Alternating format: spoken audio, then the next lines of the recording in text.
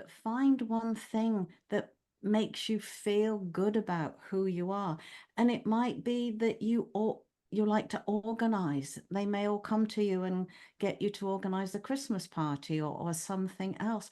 Or it may be you're a mentor. You bring people who are new in the company under your wing.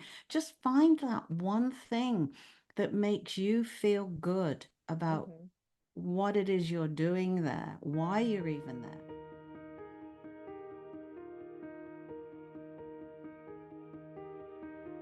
Welcome to the podcast Emotional Intelligence, your greatest asset and key to success. I'm your host, Dr. Jamie Carlacio, coming to you from the Greater New Haven, Connecticut area. As an emotional intelligence, or EQ coach, I'm committed to helping people develop both emotional intelligence and mental fitness. That is, you'll come to regard problems as situations that help you learn and grow. EQ is a way of being and doing in the world that enables you to develop and sustain a positive relationship with yourself and others, at home, at work, and everywhere in between. Please subscribe to this podcast and tap the like button so more people can enjoy the benefits of EQ. And now, here's the show.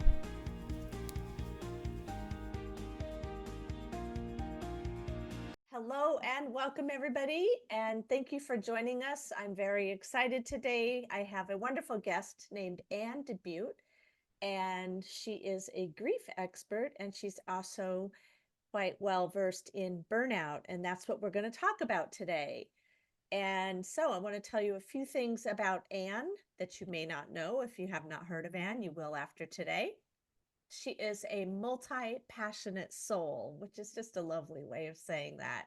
She's a multi-passionate soul who falls down way too many rabbit holes, but these are good rabbit holes. She learns from them, and then she shares that learning with her clients. She has been a grief and loss coach for more than 10 years, and she is the author of a book, Grief's Abyss, Finding Your Pathway to Peace. And I just absolutely love that title.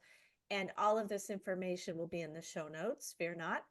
And for the past 6 years, she is also a podcast host, and she has hosted a podcast called Let's Talk About Grief. And is a former nurse who saw the miracles of how the body heals. And so she said, why not the heart? Absolutely. Her happiest moments are when her clients are no longer her clients. Welcome, Anne. Thank you for being here today.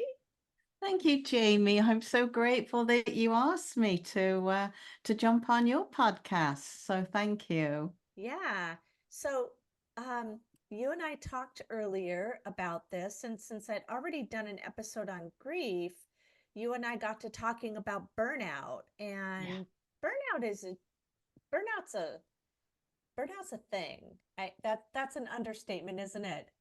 Oh, Um, yes. I hear people talking about burnout all the time, not only Hmm. at work, but just burnout in general. Yeah. And I was just kind of doing some research on it. And one of the things that comes up are overwhelm, anxiety, and stress. Yeah. And all of those, and you're a nurse, so you can speak to this, that when we're in this constant mode of anxiety or stress, we have these cortisol levels in our system.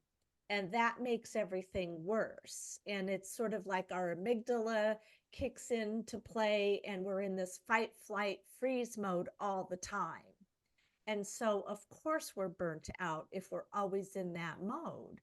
Yeah. And I used to live in that mode all the time, and I didn't even know it.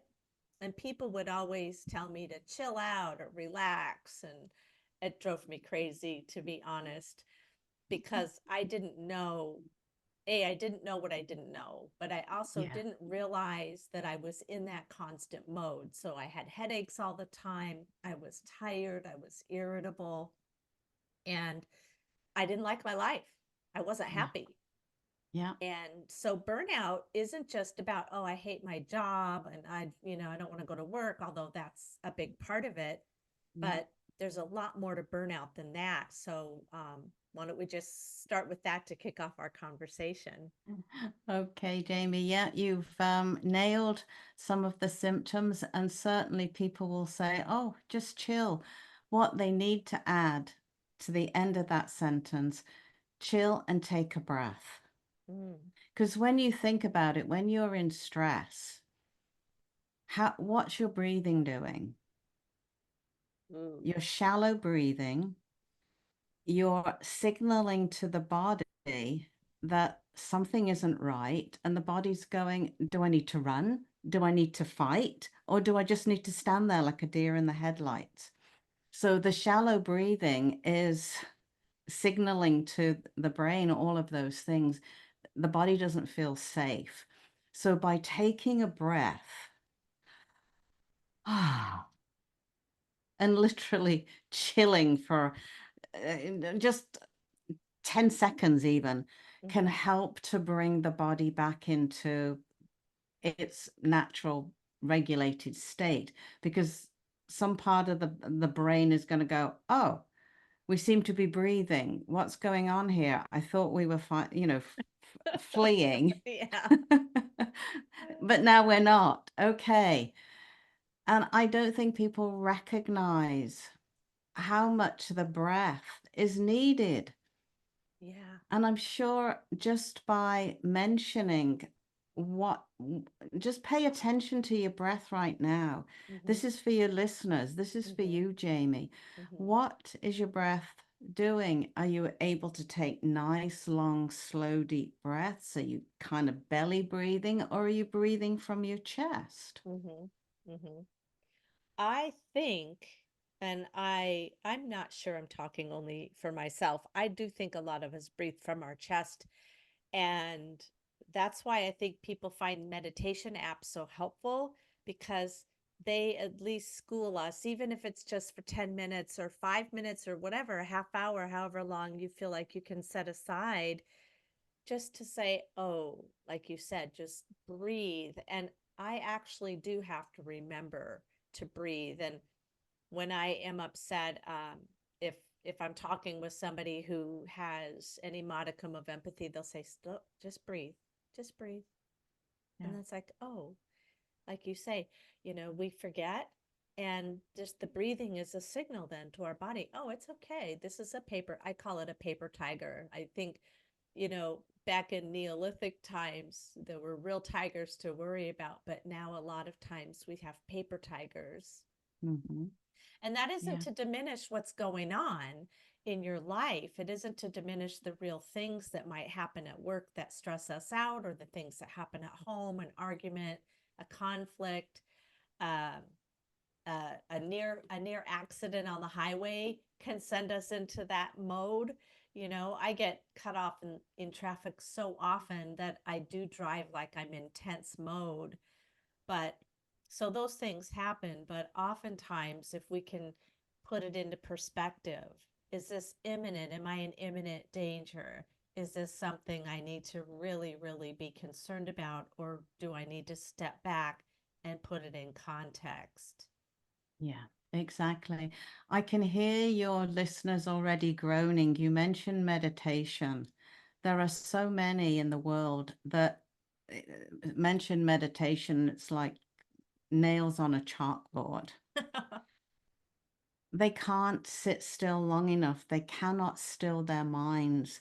And there's a reason for a lot of people not being able to do that. And it's because there's trauma. Mm-hmm. And it's the trauma that's potentially, their bodies don't feel safe enough to be able to process it. Yeah. And by sitting and attempting to come into their bodies, it's going to put them into that heightened state. Mm-hmm. So meditation works for some, but not everybody. This is why I know you're a student of positive intelligence. I'm certified in it, that I just love the very simple exercises. People say, I don't have time to stand and breathe, Mm. but you probably have time to just put your fingers together and just Yes. pay attention to all the Right. ridges on your Mm-hmm. thumbs and your forefingers. or just put your hands together Mm-hmm. as almost as if you're praying and just rub them up and down. Just that simple thing is just sort of saying to the body, it's okay. Mm-hmm. We're all right. But when you think about how fast-paced our society has become, you just have to go out and look at you down the street. Everybody is face down on their phones. The brain needs a certain amount of time just to daydream. Mm-hmm. So even if they could put their phones in their pocket just for a minute Yeah. and take 10 steps and Mm-hmm. just look up, look at the Mm-hmm. sky. There may be a weed growing in the sidewalk. Pay attention to it. Just that very just doing that Mm-hmm. for 10 seconds Mm-hmm. can bring your body back into its regular state. But when we're on the go from morning to night, we take our phones to bed, we're lying there watching the screens. It really does help to turn them off. Mine is off. Mm-hmm. 5:30, 6 o'clock, I shut everything down and I'm present with my husband. Mm-hmm. We're human beings. We need that connection, Jamie. And being Yes. on our screens doesn't give us that. Yes, you and I are connecting, but Mm-hmm. how much calming, how much better would it be for our nervous systems to be in person?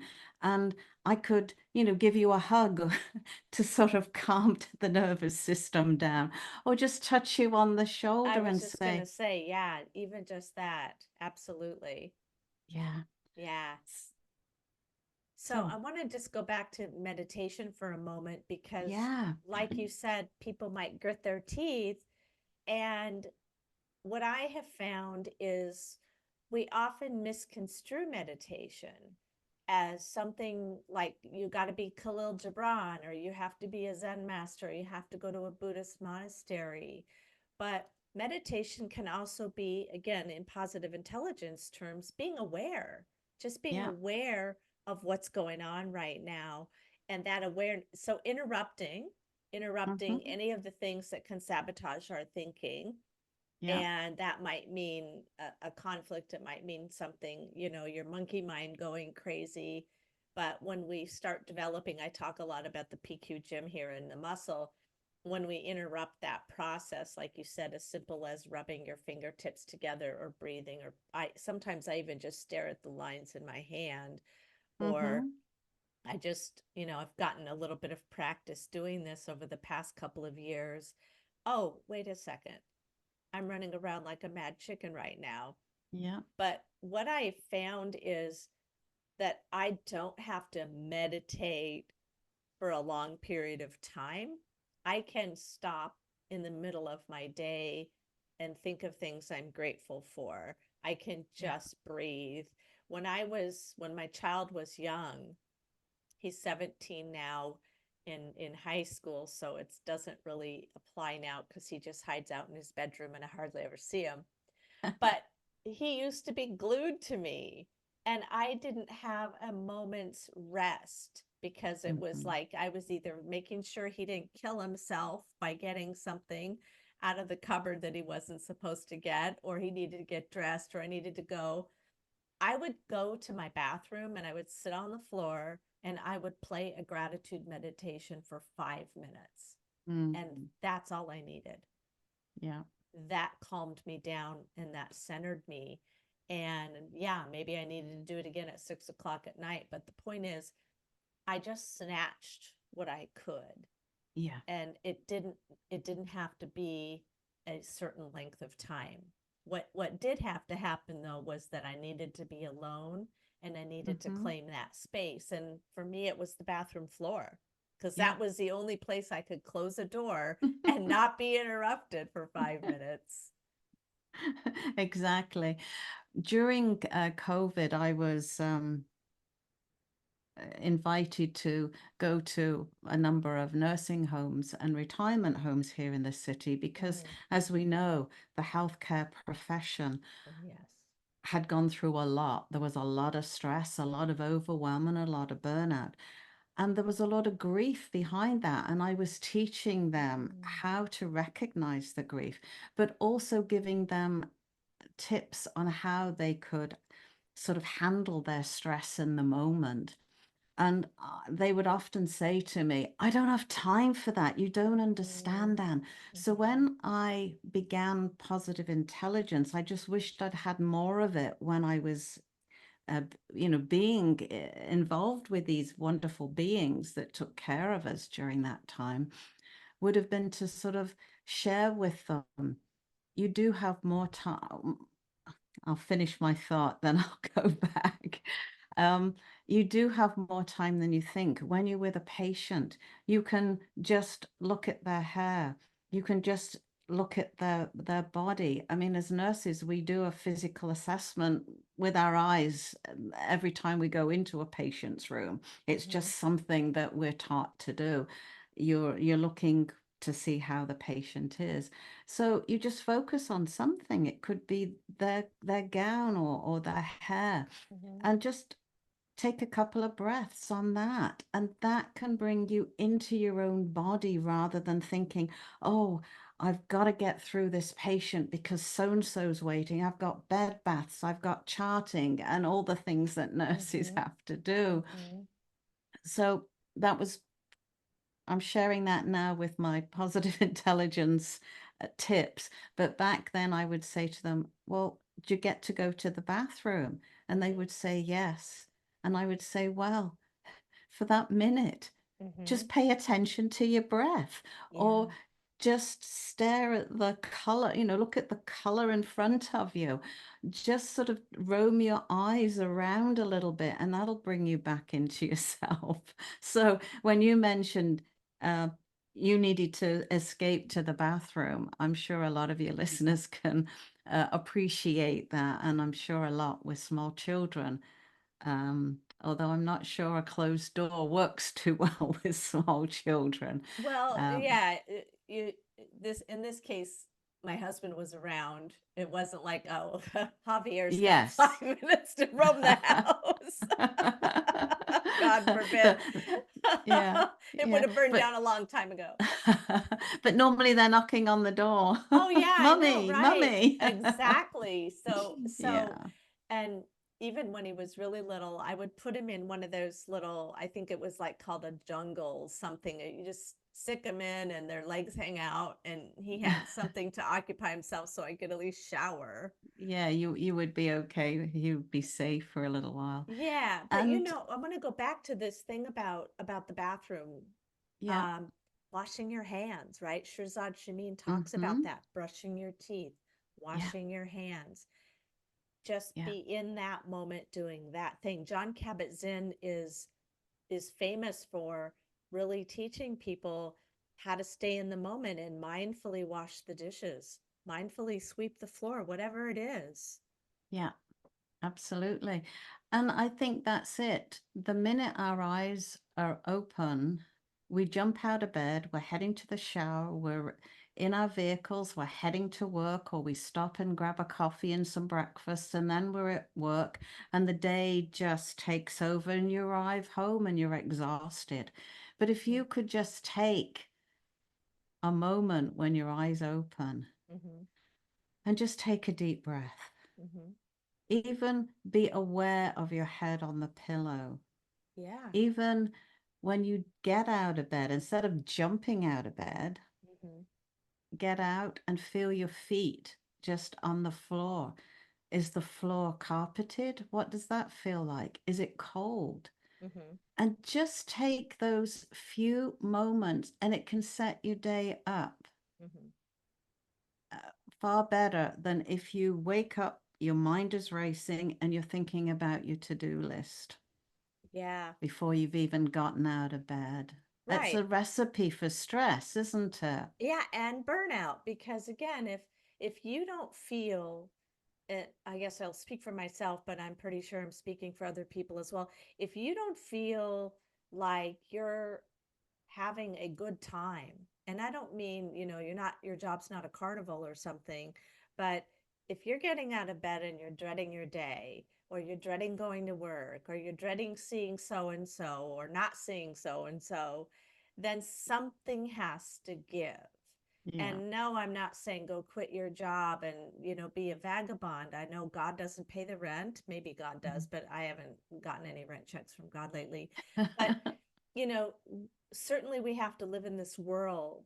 But I think that we might be able to consider what kind of choices we're exercising or not exercising.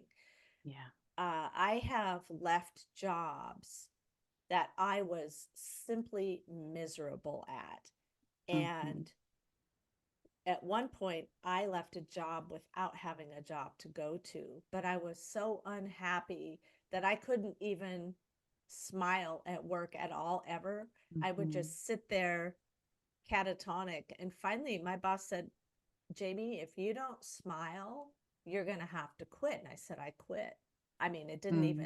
it wasn't even I didn't even think about it. I just said, well, then I Hmm. quit. And at first, I was frightened out of my skin. This was back in my 20s, before I gave in to the career that I ended up doing, which was teaching writing at a college. But before that, I was in an industry that I didn't really fit in. And I wasn't a corporate person, but I was in a corporation and I just couldn't stand it. I Yeah. had headaches every day. And so I was burnt out from about the first month on, and I stayed in that job for 18 months. Hmm. But Hmm. probably because I didn't know how to handle, I didn't have Yeah. tools like I have now. I Yeah. But the burnout was so pervasive in my life. It affected my marriage, it affected my health, it affected my relationships with my coworkers, it Yeah. affected my kind of my quote unquote standing in the company. If they're like, if you don't smile, you have to quit. Like, that's bad. Yes. Yeah. When they don't even want to see my sad face at work. But Yeah. I just made a choice. I ended up, landing on my feet, thank goodness. And I'm not saying it's easy to do that, but it is oftentimes a matter of really assessing, what am I doing? Am I doing something that makes me happy? Hmm. Am I doing what my passion is? Yeah. And you talked about, going down these rabbit holes and finding different ways to pursue your passions. And maybe in doing that too, you avoid burnout because you're feeding your soul, Hmm. your heart and your soul, and you're Yeah. not constantly worried or frustrated or angry or whatever. Yeah. It's so easy to get caught up in the fear. If I don't have this job, then what? Mhm. But we don't often take that thought to the end degree. But if you were to sit down and do a paper exercise, if I didn't have this job, okay, I might lose the house. I might be on the streets. I might. Mhm. But then ask yourself, but what if doing that something better showed Mhm. up? Mhm. And thinking about all the things that would light you up.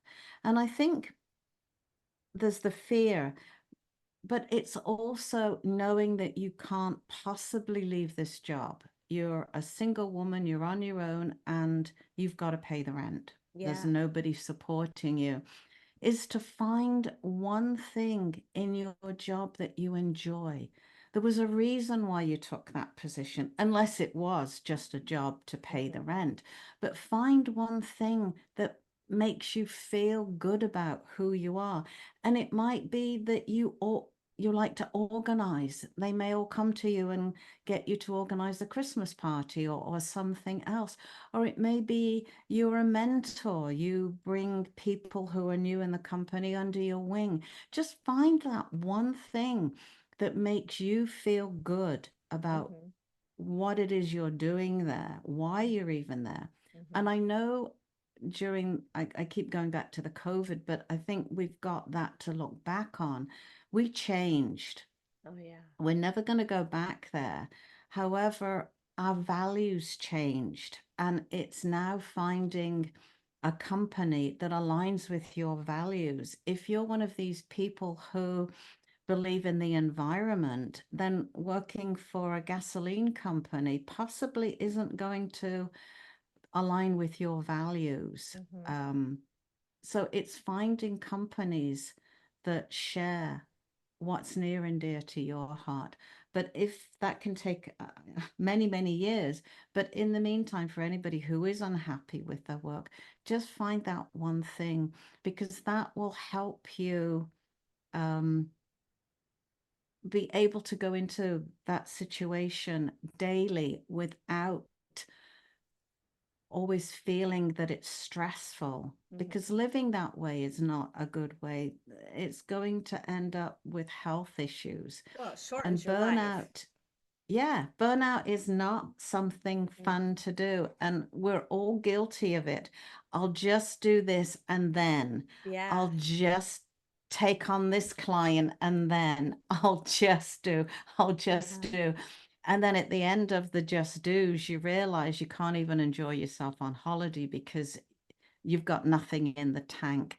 And it's taking those little steps, as Jamie has been alluding to, that we can help ourselves. And it Hmm. could be just being grateful for what you have in your life and not be always comparing yourself on social media. Oh. Determine for yourself Hmm. what your success means to you. Yeah. So I want to stop you right there for a moment because, and I've Yeah. mentioned this before, we talk about aligning our values with what we do for work or who we hang out with or whatever it is, what we do for fun. But I think before we even get there, we have to stop and take stock and do an inventory of our values. Some Hmm. people might not even know what they believe or know Yeah. what they love or know what they feel about X, Y, or Z. Hmm. And so it's not even just, is this aligned? It's like, what are my values? Oh, I value environmental integrity and environmental Yeah. preservation, or I value, I value giving, giving people a sense of purpose. Yeah. And maybe you want to be in a holistic health profession or another caregiving profession or whatever it is. It doesn't matter what your values are, but first of all, figure out what the values are, and maybe it's time to look in the mirror. Am I, what do I think I stand for? And then take stock of your life. Am I doing those things that feed the things I think I stand for?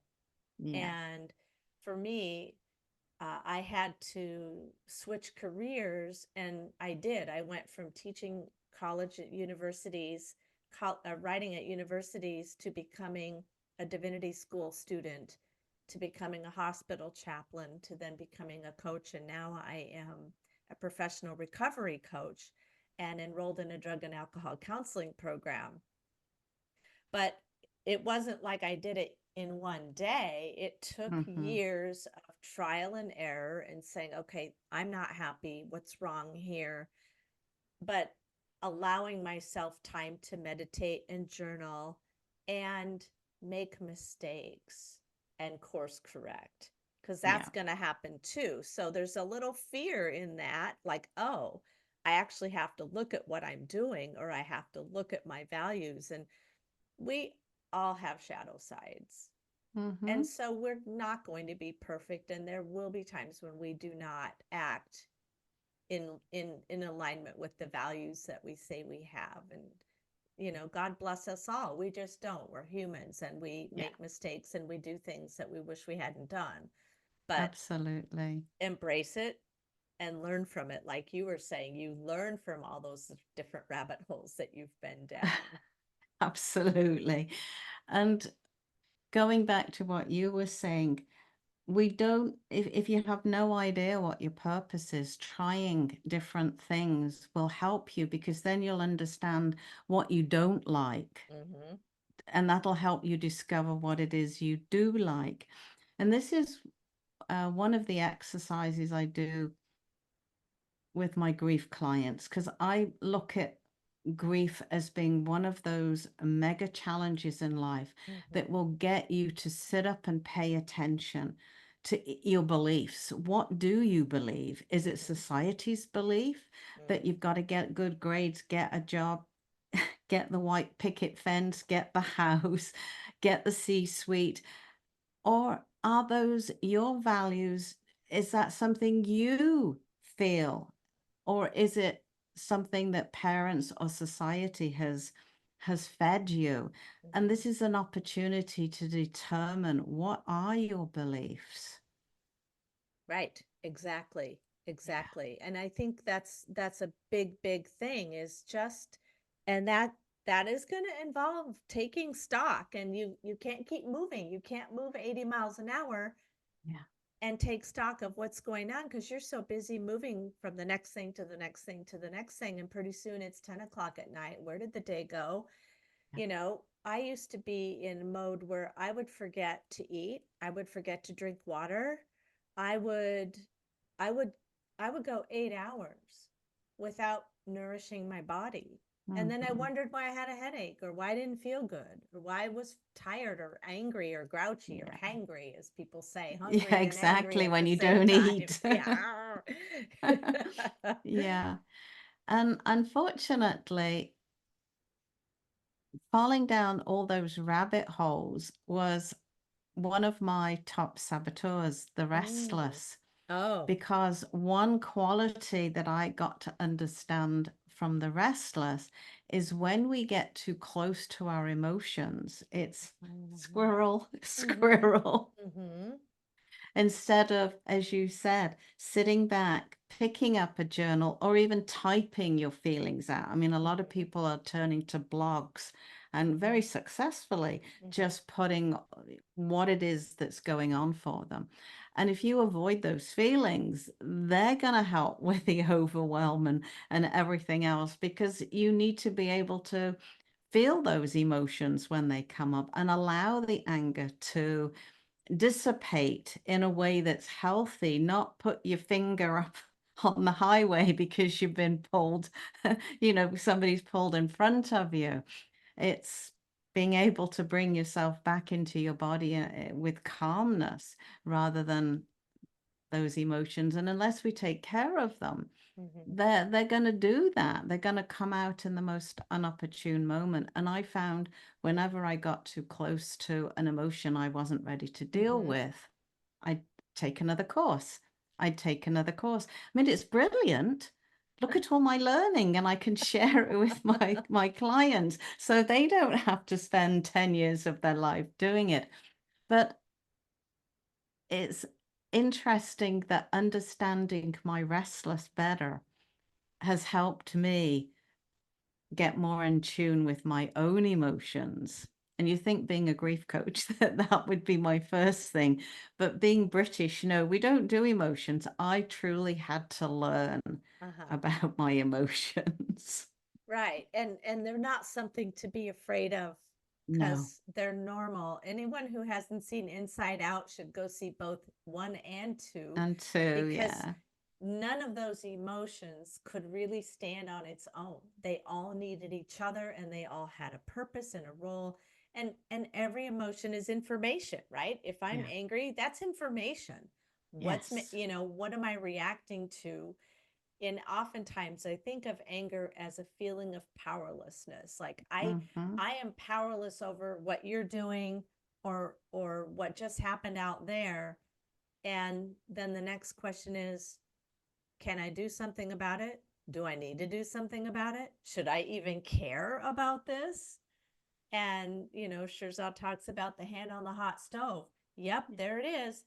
Take your hand off and assess the situation. Don't keep it there until you have Yeah. nothing left but bone, right? You, Yes, you can't exactly. singe off your skin and your muscles and then say, dang, that was bad. It's like, yeah. But I really appreciate anger because, yes, it like every emotion has a positive and a negative side. That they're signposts for us. Mm-hmm. When I have a client who's so into the grips of grief, and she's or he is sort of flat affect. Mm-hmm. Voice is very, Mm-hmm. toneless. Mm-hmm. Everything about them, it's hard. Yeah. If I can get them to come up with a thought or a statement that gets them into a little bit of anger. Yeah. Anger has energy. Anger can Ooh, help you yes. move along. Mm-hmm. Mm-hmm. And it's certainly a very important part of the grief journey, Yeah, right? It's a huge part of it. I mean, I yeah, think there's probably not one person untouched by grief on this planet. We've all had a loss of some sort that we're grieving. It could be a loss of a life or a lifestyle or a person, a pet. It can be anything, right? yeah. And you're right, that flat affect is a dead giveaway. Like Mm-hmm. something's got to give here. Something's being Yeah. repressed. But And unfortunately, what do we do, Jamie, when or you don't know that there's been a death, and the person sees you? They're going to paste this smile oh on their face, and yeah. everything's going to be okay. And in fact, no, Mm-hmm. stop it. Yeah. Just allow yourself and your emotions to come out. If the person you're talking to can't handle it, that's there on them, not on you. Mm-hmm. Yeah. So just a word to the wise or a bit of encouragement for those of you out there. When you see somebody suffering, or when you see somebody who's maybe emoting in a way that is inconsistent with what's going on, ask them how they're doing and listen. Don't try to tell them how they should feel. Don't try to fix them. Say, how are things going really? And just Hmm. wait and listen. Yeah, And then when they say, I'm fine, say, really? Really? Are you fine? Do you want to talk yeah. about it? I'm here to listen. I can't tell you how many times I haven't been fine and I just wanted somebody to listen. Hmm. I didn't want to be fixed. I didn't want to be told how to feel. I didn't want to have somebody compare my suffering with the grand suffering of all of the starving children in some, Hmm. developing country, because that's Yeah, not helpful to me. What's helpful is these are my feelings. This is my experience, whether yeah, it's burnout or stress or overwhelm or anger or grief, it doesn't matter. But owning it is one thing, and then allowing other people to own it and just yeah. witnessing it is another. And that can be a beautiful ending, if you like, Jamie, to burnout, is don't carry on alone. Mm-hmm. You need somebody, you need the support of others to help you. It's Mm-hmm. not going to go away. That there needs to be a change in your daily routine for you to be able to. But just as Jamie, you were saying, sit. Mm-hmm. And if you've got a good friend, this is what's going on for me. And just saying to them, I don't need fixing. I don't need any words. I just need to be heard. Mm-hmm. Because how many times are we listening to people and we're not truly listening? We're listening to answer. Yes. Oh, yes. Absolutely. But Right. if We're you just, thinking in terms of what am we're I going to thinking, say yeah, next? Yeah. yeah, we don't need to do that. Just this is an opportunity for you to put your hand on your heart Mm-hmm. and breathe and just create that space for that person to say and empty out what's on their mind. Yep. Our brains Absolutely. is not going to be able to fix it as hard as we think it's going to happen. You Mm-hmm. need the heart to get involved because it's a mind, body, and I believe you brought in the soul. Mm-hmm. We Mm-hmm. need all those parts and we need the breath. The Right. breath is like the master orchestrator of it all. Right. So burnout is the signal that something needs to change. You Yes. know, taking care of our body, assessing what's going on in our minds, Yeah. and maybe finding what feeds your spirit. Whether It's again, it's finding somebody or something at work you like. For me, I started taking dance lessons. That's And beautiful because it's yeah. moving Hmm. that energy through you. And I always use this analogy if you've ever watched the geographic or any nature program, you'll see the lion or the tiger chasing the gazelle, and the gazelle runs off. Mm-hmm. And when it gets to what it feels is safety, it'll look around and it'll shake. Mm. How often do we get our bodies to safety and we shake off all the, you know, all those neurochemicals and adrenalines and the cortisols that are floating around in a cocktail in our bodies? And dancing is a beautiful, Yes. beautiful way of releasing it. And if you said burnout is an opportunity to slow down and stop, it's a signal, because what's going to come next is like that 2x4, and it's either going to come out in Yeah, it hurts. some, it hurts, autoimmune disease, Yeah. diabetes, Yeah. um, or severe depression, because you've locked down all your emotions. Emotions are energy, they need to be released. And depression, according to Carla McLaren, which is a brilliant book that I discovered that taught me how to be with my emotions, and it's Mm. called The Language of Emotions, if you're interested. Okay, well, I'll add it to the show notes. Yeah, please do. Yeah. Um, Beautiful body of work that shows us the importance of not taking care, or what our emotions are there to teach us. So Right. And that is a great place to end our conversation. We could go on forever. I think so. So I encourage anybody here to like and subscribe this podcast, because the more that you like and subscribe it, the more people will see it and perhaps be helped by it. So we appreciate you coming. And before we go, just a quick little fun thing.